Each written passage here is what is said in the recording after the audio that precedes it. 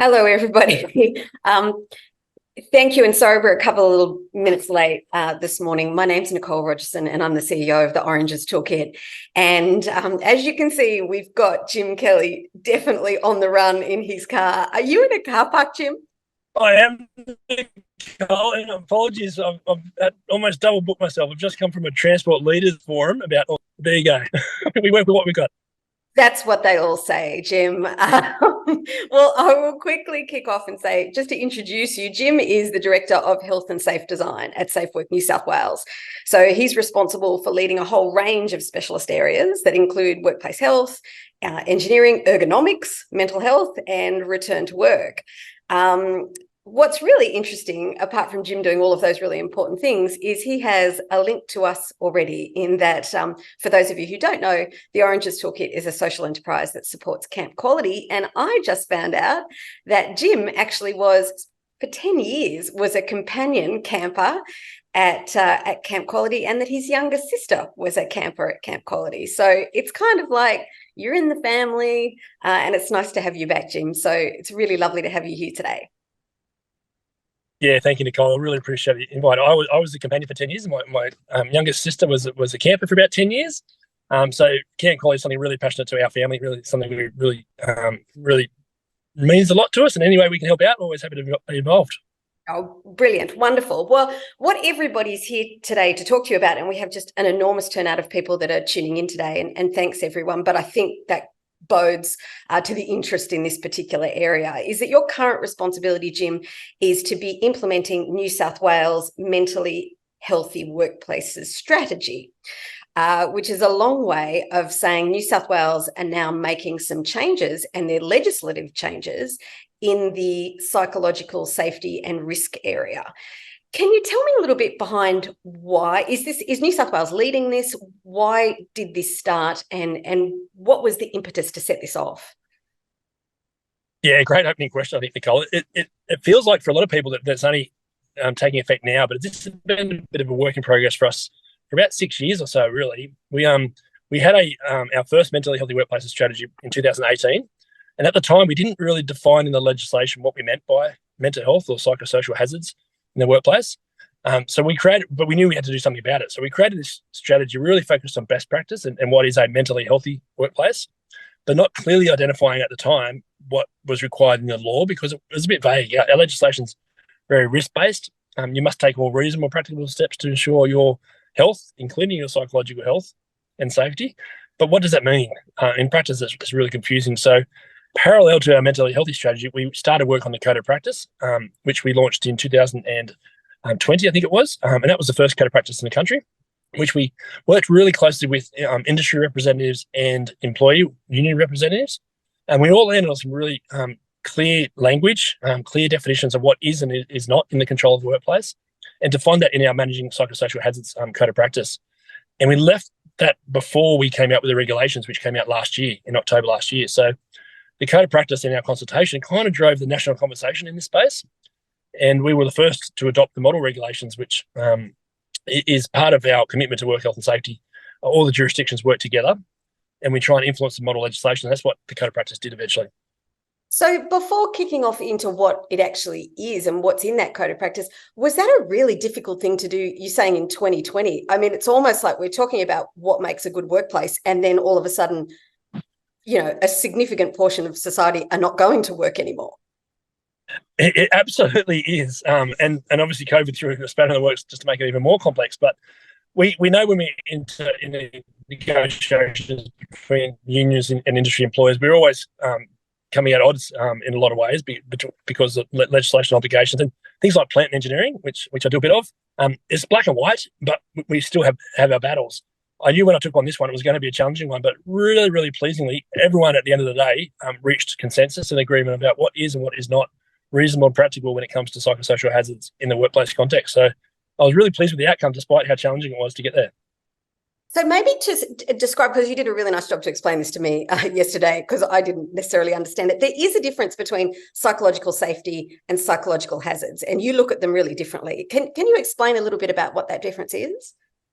Yeah, as you and I and everyone knows, mental health impacts all of us. It doesn't discriminate. We all have positive and negative impacts on our mental health and well-being.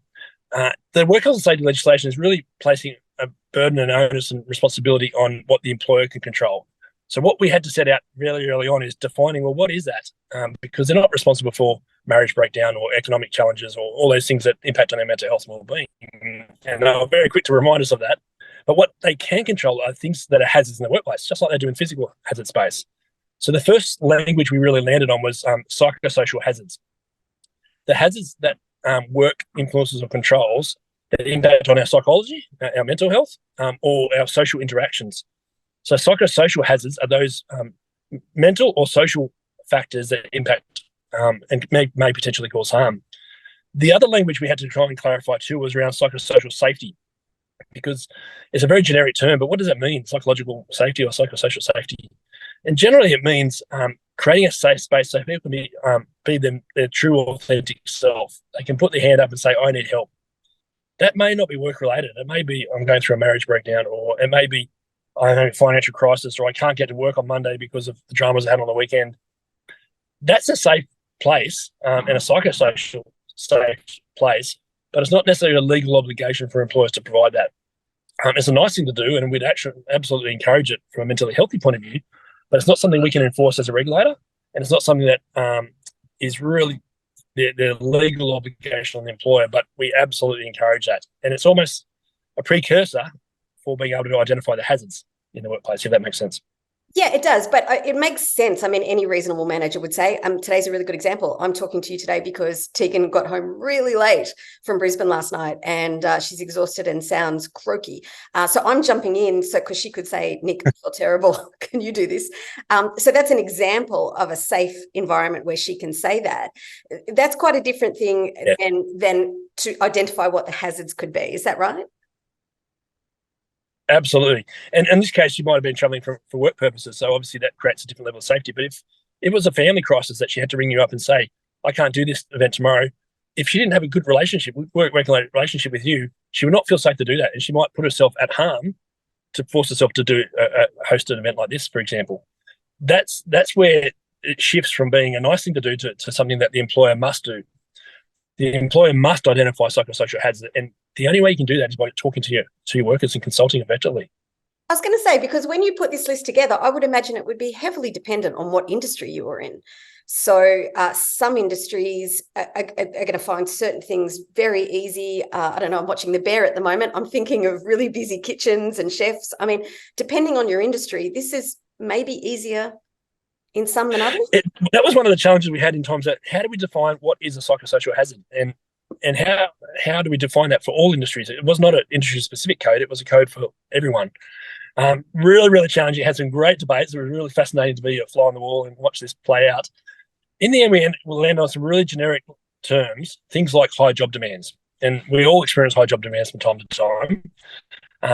All of our psychosocial hazards are like that. We all experience them from time to time. They don't always cause us harm.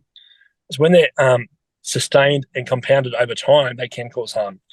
And that's part of the challenge. So I felt a bit stressed today, rushing to my first speaking gig and then rushing to my second one. But that's good stress. It's what helps us perform at our best. But doing that day in and day out would take its toll and start to cause some harm to me and those around me over time. That's the things that we need employers to watch and monitor. So when you say... Well, I was just going to say, when you say employers, I immediately think, okay, does this apply to every organisation? What about small organisations, say younger than 10, small business? Is everybody roped into this new area? Yeah, so our work health safety legislation doesn't limit it to small, medium, or large. Every person conducting a business or undertaking is a language they use, a PCBU.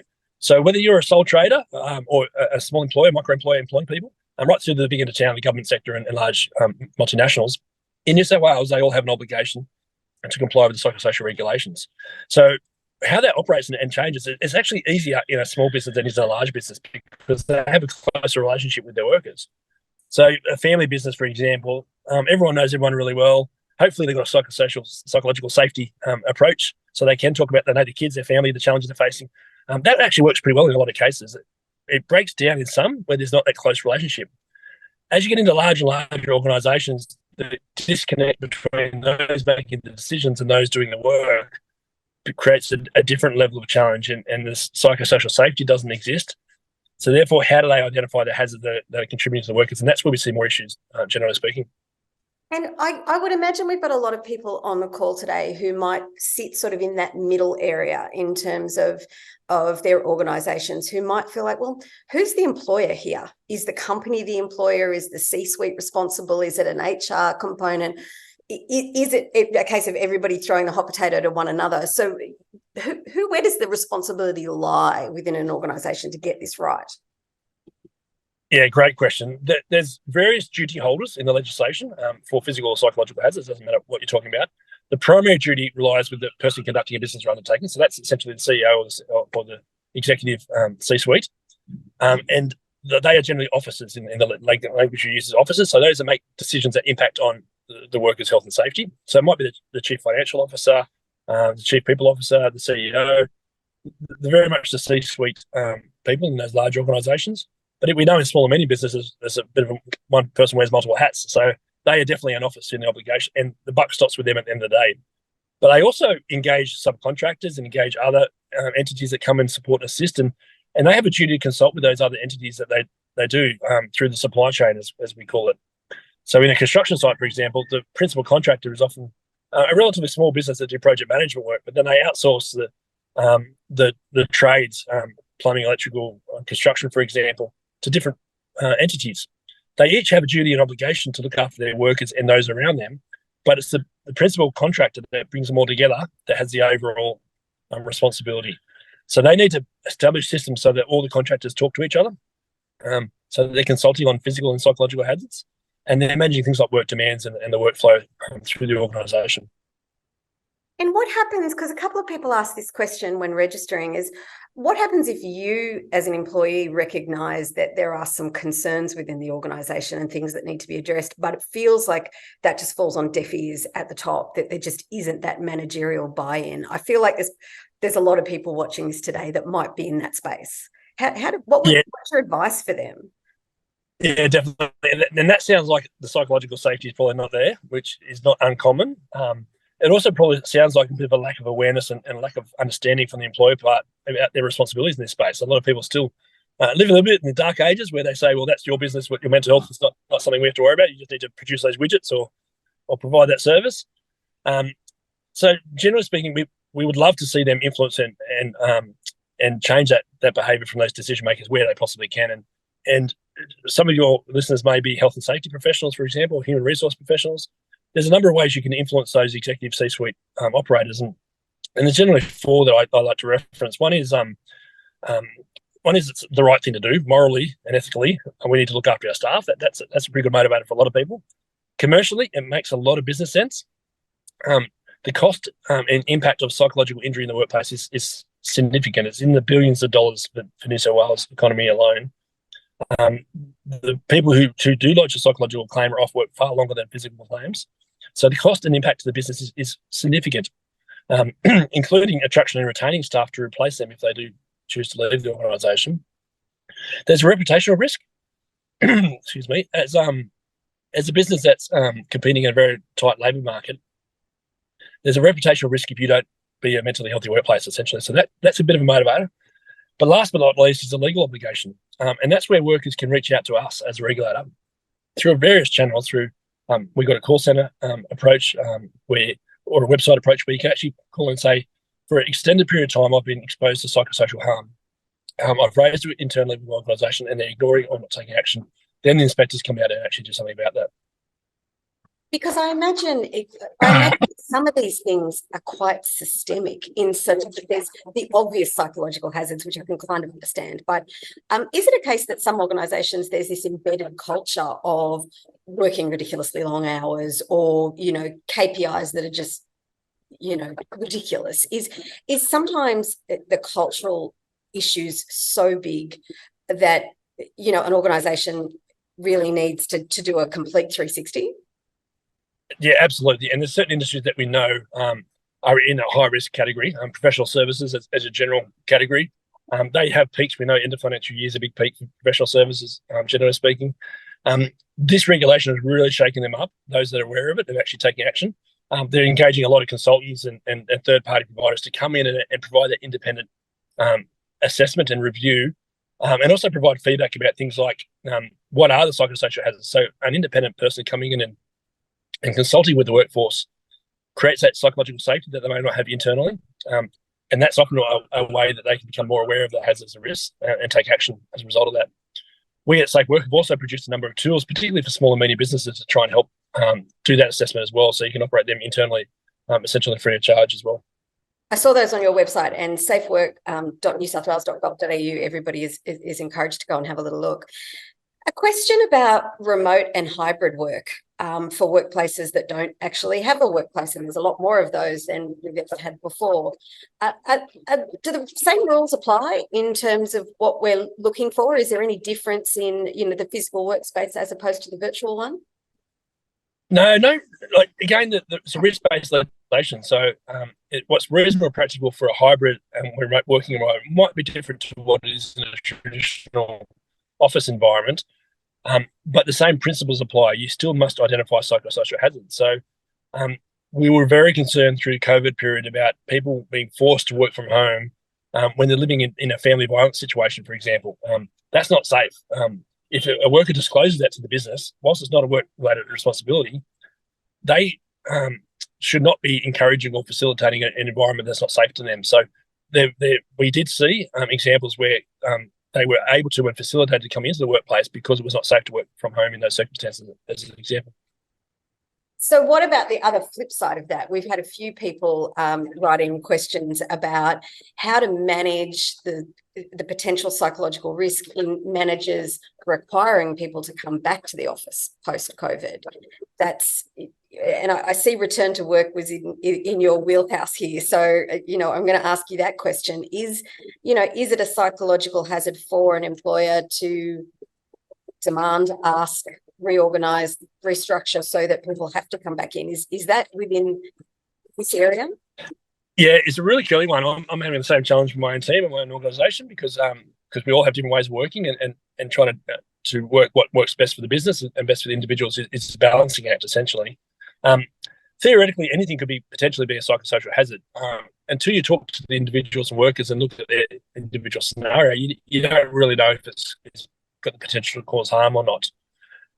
It is reasonable management action is a reasonable defence, and it's reasonable to expect your employees to come and meet from time to time with their boss in a performance discussion. That's reasonable management action. It's reasonable to expect them to participate as part of a team. So that would be a reasonable defence for the employer. How far they go with that, whether that means that it needs to be full-time in the office or part-time in the office, is really open to interpretation. And as a regulator, we would not get too involved in the different sides of the argument. What we would say is, well, have you effectively consulted with your workers? Have you listened to what the concerns are of your workers about the pros and cons of coming into the office in that particular example? Is that causing harm, and is there a way you can manage that psychosocial harm or risk? There may be a really good reason why perhaps as a violence risk between the car park and the office, and that is putting themselves at risk, and that's why they don't want to come in, creating anxiety. That would be a genuine reason for the worker not to come to work.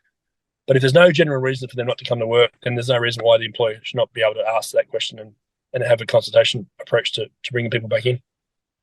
Right. Well, somebody has asked a question, and I think this is probably hits on it, is that within their organisation, employees have said, they've stated that their workload is too high. So the organisation has come in to conduct a thorough risk assessment, which I would imagine you guys would think that is the very bare minimum of what they should do to come in. And they're finding that the workload is not necessarily the problem. Management looks at it as maybe poor time management. Some of this is vague, right? Because somebody's work output is really different to another's work output. I mean, how do you get around the vagaries here? Or is it a case of you're happy that they're doing the work, that the risk assessment's happening and the conversation's happening? It's such a good question, such a challenging one to answer. It is vague. The reality is this is vague. And individuals are unique, and that's the nature of this. It's not like a slip or trip hazard. You can see it, it causes harm, and you know how to fix it. It's not that simple with psychosocial hazards in the workplace. So there's a number of psychosocial hazards. High job demands is just one. Role clarity is another that comes to mind. If people don't know what they're being measured against, And that creates a problem right from the start. So when you have a performance conversation, if you think I'm going to hold you account for this, this, and this, and you don't agree with that, straight away you're in a period of conflict, and conflict in the workplace causes psychological or can cause psychological harm. So defining roles and being really clear on whose role is what and what will you be measured against up front is a really critical safety management system for preventing psychological harm. As one example, we often see bullying is a symptom of underlying problems, and it could be high job demands on the manager, for example. If they're under a lot of pressure, it often comes through their communication style. And that can be misinterpreted for someone else who says, I just want to know what I need to do and I need to get on with it. So the role clarity and the high job demands go hand in hand with managing things like bullying risk, for example. Fairness and equity is another really key risk. If people feel like they're being treated unfairly, if they're a team of 10 and 2 or 3 people are doing the bulk of the work and the other 7 have got a pretty cruisy ride, that creates all sorts of tension in the workplace. It creates conflict. It creates a sense that favoritism between the manager and those certain staff. Those are the inherent issues that create a poor culture and are really difficult for employers to fix if they don't have a safe space for people to raise those concerns and actually listen and address those through consultative mechanism. And I'm hearing from you that consulting, communication, having this line of discussion open regularly is key for management, because you can't avoid it by looking away. 100%. And it's always been key for work health and safety. And also even physical hazards, we expect work organisations actually called up in the legislation that you must have a method of consulting with your workers, whether it be a health and safety representative or a health and safety committee. They're the formal mechanisms, but for psychosocial hazards, it needs to be far broader than that. You need to have regular one-on-one conversations or surveys or some other way of identifying those issues. Yeah, and what do you do? I mean, this is a tricky one. I don't mean to ask you another curly one, but what do you do if either on either side, or on the employee side or the employer side, maybe somebody has a mental health condition themselves, and that it might be very work unrelated, but it has an effect on that particular workplace? Is that feels very difficult to navigate as well? It certainly is. And we're about to release our next psychological health and safety strategy, we're calling it, because we're focusing more on the compliance end of the spectrum now for the next 3 years. So that's likely to come out probably in the early new year. And we're at the moment defining what at-risk workers look like. That's those that most at risk or those most vulnerable. And we know certain groups, like people who don't speak English as first language, culturally or linguistically diverse groups, are more vulnerable because the communication is more challenging as a general, and they also don't have the sort of the background that English-speaking Australians would have. We know Aboriginal workers are more vulnerable, partly because of the type of work, but also because of all the other challenges in society around Aboriginality and the challenges that bring. We also know that people with a lived experience of mental health, whether it be work or non-work related, are far more vulnerable to exposure to psychosocial hazards in the workplace. And a good example of that would be if you've had experienced childhood trauma, for example, completely unrelated to work, but if you're working in a call center, dealing with childhood trauma calls day in and day out, that's not a good job match for you. And that's going to trigger or make worse your condition if you don't have the right support mechanisms around you. So it is really important, again, through effective consultation and psychological safety, that businesses consult with their workers, ask the question, do you have any concerns with doing this type of work? And that's when there's a chance for someone to say, well, yes, I've got a history in the past. Yeah, probably don't need to know the detail, but this is going to be fairly triggering for me. I don't feel comfortable doing that work. And then we need to look at flexibility and job fit and job match to another role. And that goes for anything. It could be circumstantial issues around the type of work you do, or it could be something from the past.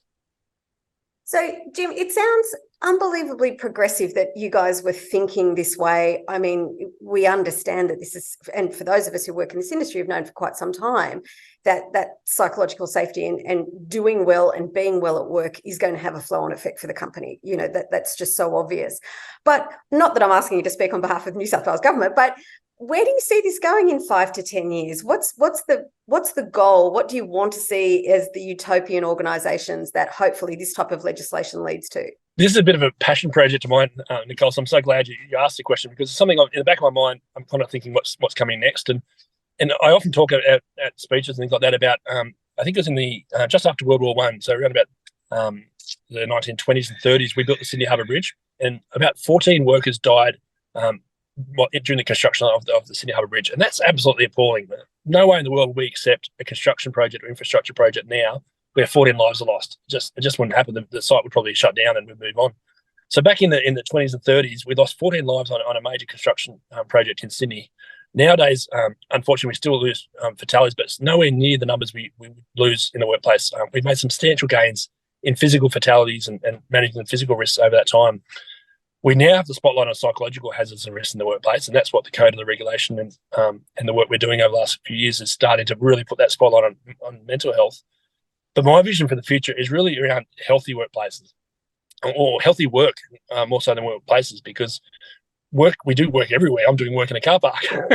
We work from home. We work in the community, work in people's homes, and we work in the traditional office sense as well. So what I want to see in the future is work to be designed to be both physically and psychologically healthy. And we don't have to focus on one or the other. It's just healthy work.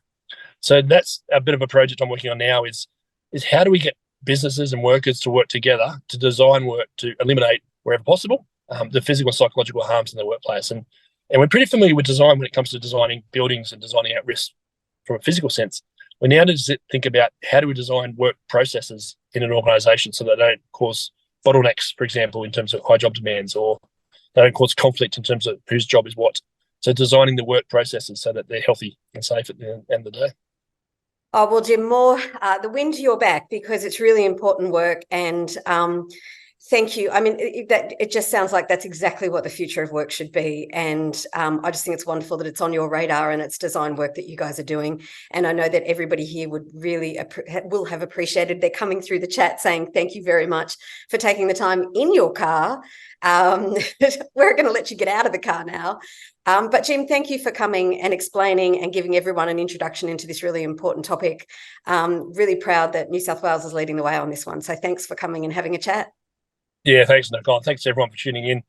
Really encourage you to have a good look at the code of practice. It does go into a lot of detail about those psychosocial hazards we talked about.